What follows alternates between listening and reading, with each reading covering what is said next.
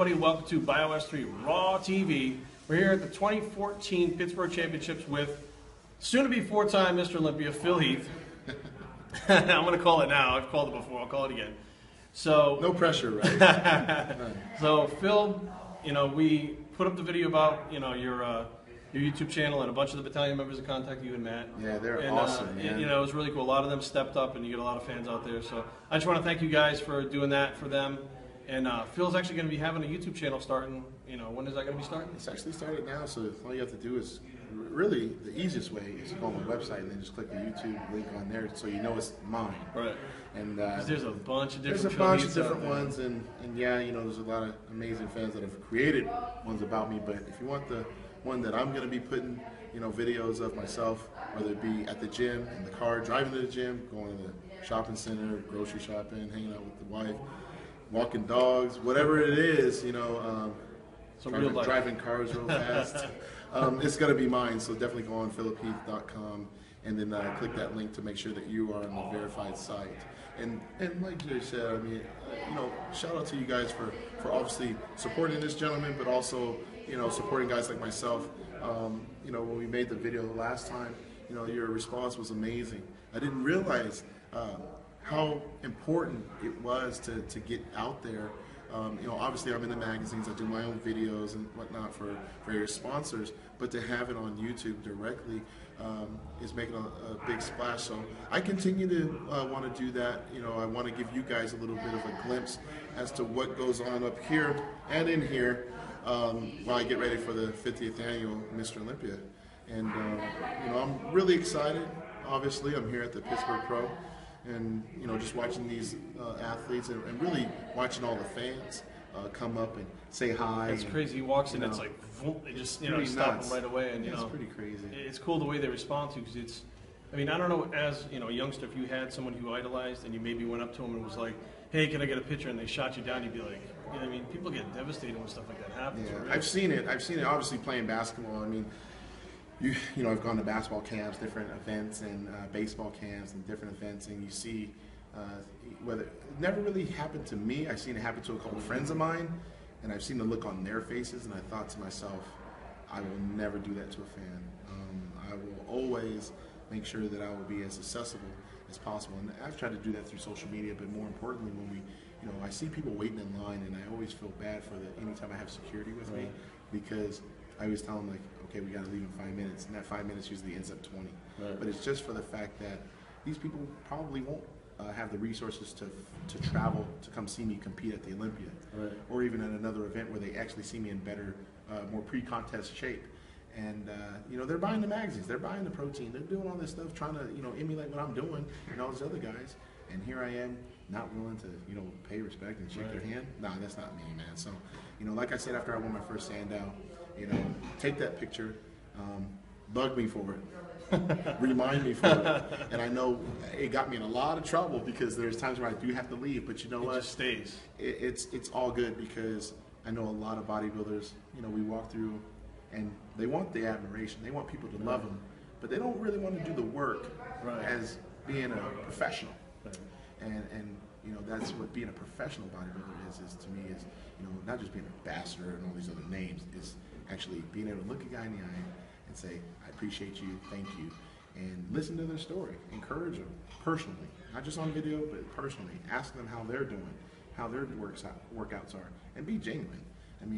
There's times where hey man, can't really take a picture with you, dog. I gotta go do this interview with Flex, but if you could do it really fast, like we could do it. And you're like, oh, okay, yeah, cool. And they start fumbling with their phone and this and that. And there's always gonna be a time where you literally have to stay on your grind, and you have to do your craft. To go, and it sucks because people may see that and be like, well, he only took pictures with a couple people, then he left. It's like, you don't understand. He took pictures with 500 people already, and if he stayed there, he'd be there till Tuesday, still taking pictures. But I wish I could. He still will stand there, and that's one thing I noticed, is that as you're talking to someone, you're not looking around at other things, at the floor, whatever. You're talking to him, and actually talking like, well, how many grams of carbs you having? And I'm listening, going, holy shit! Like, he's actually, listening to him, computing it and helping the guy right there on the spot. And, you see the people, and I saw this with Levroni so many times. Levroni's a very good friend of mine.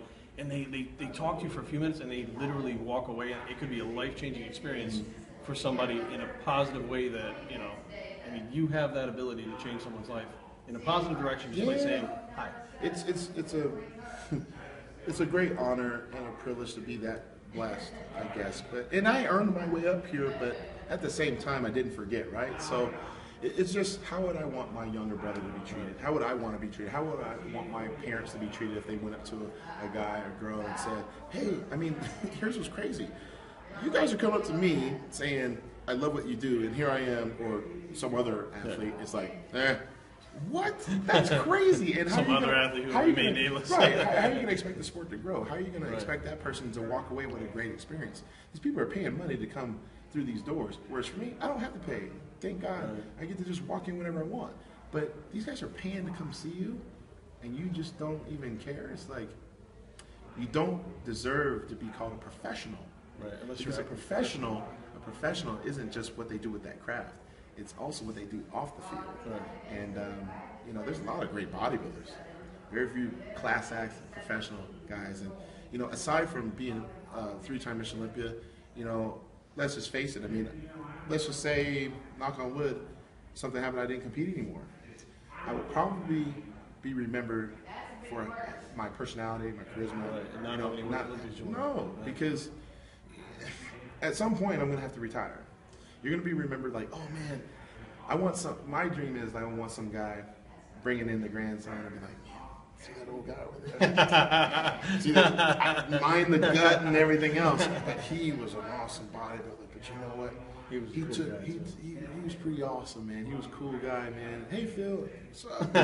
You know, and I'll still be doing like this or whatever it may be. And for me, I think it comes naturally because I always love to talk.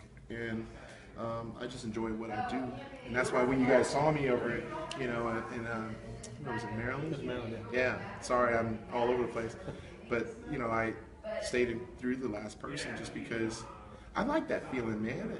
I never got to see that many people after a basketball game. Right. I mean, I used to sign little basketballs and stuff after the game, but it was more like a chore, and you just didn't want to do it. And you didn't change anyone's life playing basketball. Well, they were there for a team, and now they're here for you. Yeah, like the individual. It's kind of a different. To hear, I mean, I was in Seattle a couple days ago for my father's funeral, right? But the day before, I was staying at this hotel, and this guy comes up. I'm chatting with my best friend since the first grade. We're just chatting and stuff, talking about life and this and that. And this guy comes up to me, he goes, Phil, I'm like, yeah, man. And then he says, man, I lost 125 pounds because of it. Crazy. Yeah, so it was amazing. Just because he was inspired by what you did. Had he met you before, or was it just he just watched your videos or whatever, he was inspired to do it? Yeah. Now, did you know when you first got into bodybuilding, like you first turned pro, obviously you start getting the attention. Did you know it would be that much work to be on top? Did it, like, was Jay, because he was kind of mentoring you, did he kind of be like, look, there's a whole lot of work that goes in this, you need to be prepared for? I think I just took it one day at a time and just made sure I didn't make too many mistakes. Simple as that. Because you're an elite level collegiate athlete, which obviously there's work that goes into that. Other than other students would be doing certain things. You basketball, studies, like everything. So that work ethic has to be instilled just there. Yeah. Then you get over to bodybuilding, it jumps up another notch, or was it? I think it was just simply as realizing that basketball taught me a lot of game preparation. Everything had purpose. Right. Practice was supposed to be practice. Perfect practice makes perfect, right? If you practice bad habits, you cannot win the game. Right. So you can't, go through drills half-assed. You have to go in perfect. Even if you may not do it as fast, eventually you'll get it faster. Right. So with bodybuilding, I took the same approach. And that's why I think I excelled at the sport faster than a lot of people, because I had that mentality, since I was 6, playing basketball. So, I understand levels of adversity that normally people don't. Yeah, they wouldn't. So I credit a lot of those early teachings, to help me win. Being tired and the whole water depletion and stuff like that. I mean, running for 2 hours with 1 drink of water during practice. I mean, I did that forever. So at a high altitude, how many people do that? So it's just one of those things, man. I mean, I'm very happy about it. Yeah. Now, as far as again going back to the basketball thing, this is a lot of people don't. I don't know if you guys have seen it. Where Phil actually filmed a video at like this body weight, standing under the rim, jumped up and grabbed the rim. Now, a vertical jump on a guy that size is not normal when you see it in the bodybuilding world.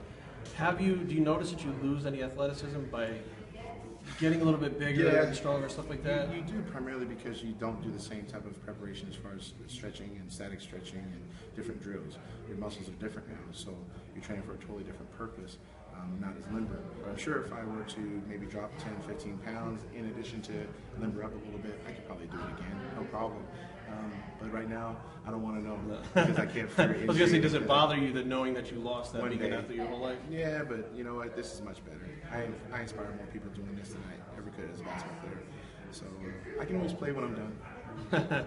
Bill, I appreciate your time and taking the time to talk to us, man. You. Honor as always. You guys check out his YouTube channel. It's Philippe.com. That's the website. That's right? the website, and then just go ahead and click on the YouTube channel. In addition to all the other social media links, they're all verified, which is great because we don't want any catfishing going on. There. We don't want those problems, and you know, be sure to check my man out. You know, I actually started watching a lot of your videos and stuff. This is no BS attitude, man, and we kind of need that. And he gets to say some of the things I want to say. Everybody says that. They're like, And, yeah, I wish I could say some of the stuff that you say. But I'm going to say, I'm going to kick this shit out of some ass this year. And I'm going to work my ass off, and I'm going to do it for all the people that believe. Not for the people that hate, that go on the website, and Instagram, and Twitter, and talk trash. They've been talking trash for 3 years, and they've lost. They will never learn. I try to tell kids that all the time. They enjoy losing, I guess. As long as I train hard, train smart, have fun with you guys out there, I always will win. And whether it be on stage or off the stage. It's not a speech, it's just the way it is. You know, and I'm very thankful for where I'm at. And, you know, don't think that I ain't out there busting my ass just because I make it look easy. You know, I'm in there all the time, and I'm training with a different mindset. And I hope each and every one of you could kind of get that mindset through the videos that we're going to put up. So until the next time, it's the gift. 3-time, hopefully go for that clean sweep. I'm Bios3, and I approve this message, and we're out.